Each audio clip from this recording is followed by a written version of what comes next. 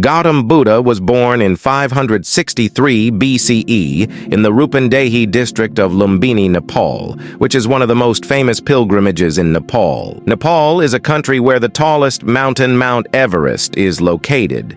It is also the home of the Gorkhali people, also known as Gurkhas, who are considered as the bravest soldiers in the world.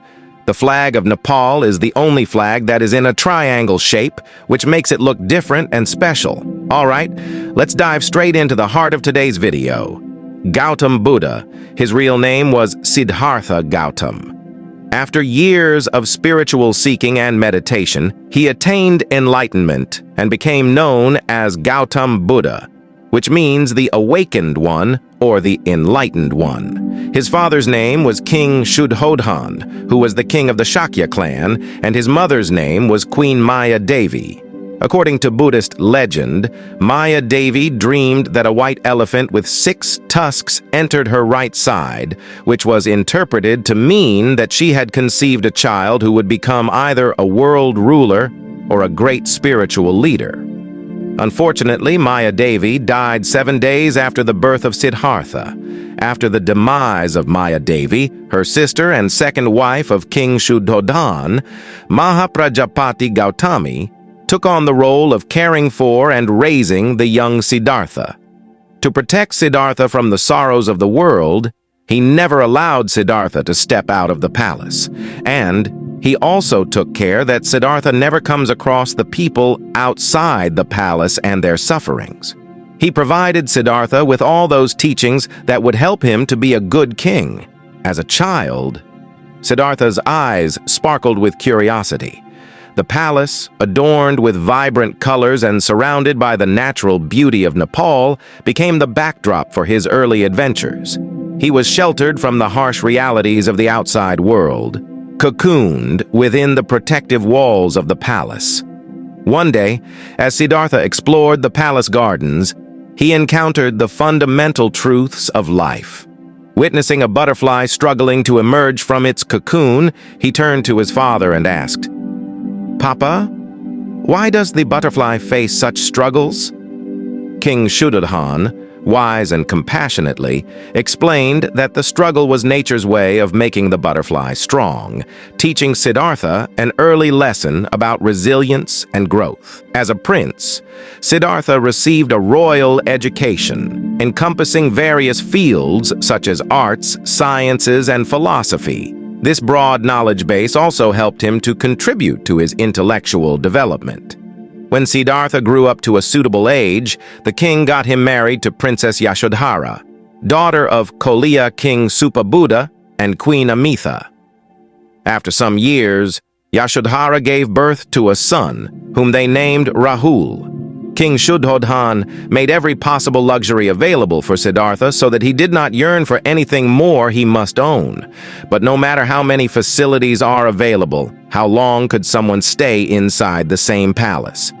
Hence, one day, Siddhartha decided that today he will step out of the palace and take a ride of his prosperous state. In his 29 years of life, he stepped out of the palace for the very first time. And this was the day which haunted King now and then. On his way, he came across an old man. He asked his charioteer, "Chandaka, what is the reason behind this person's appearance?"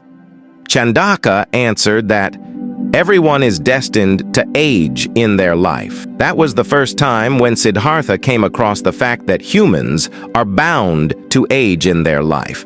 After some time, they came across an ill person. He again asked Chandaka about that ill person. Chandaka answered that, in life, human beings happens to fall prey to diseases. Siddhartha was unaware of this fact as well. A little ahead, they came across a funeral. Siddhartha again asked Chandaka about that. Chandaka said that whoever takes birth in this world has to die one day.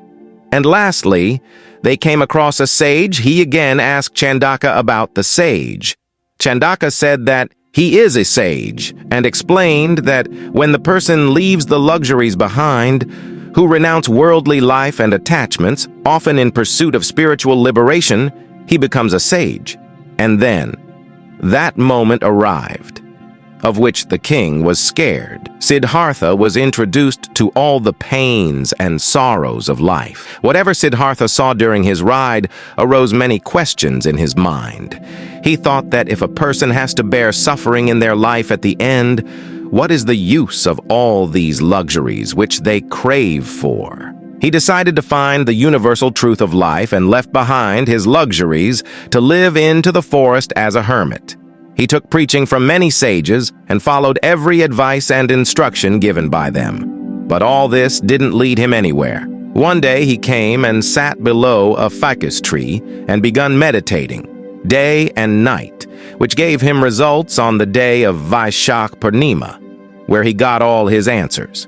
Vaishak Purnima Day is also known as Buddha Jayanti Day and has been traditionally accepted as Buddha's birthday all over Nepal and in many countries. After acquiring the answer of universal truth, he became Gautam Buddha. Buddha means the one who has attained wisdom. The ficus tree under which he meditated and attained wisdom is known as Bodhi Tree. Under the same tree, he contemplated the nature of religion for 4 weeks. And then he set out to educate people about the Buddhist philosophy.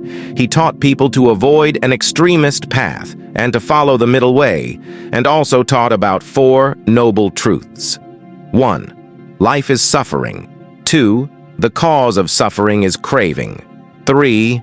The end of suffering comes with an end to craving. 4. There is a path which leads one away from craving and suffering.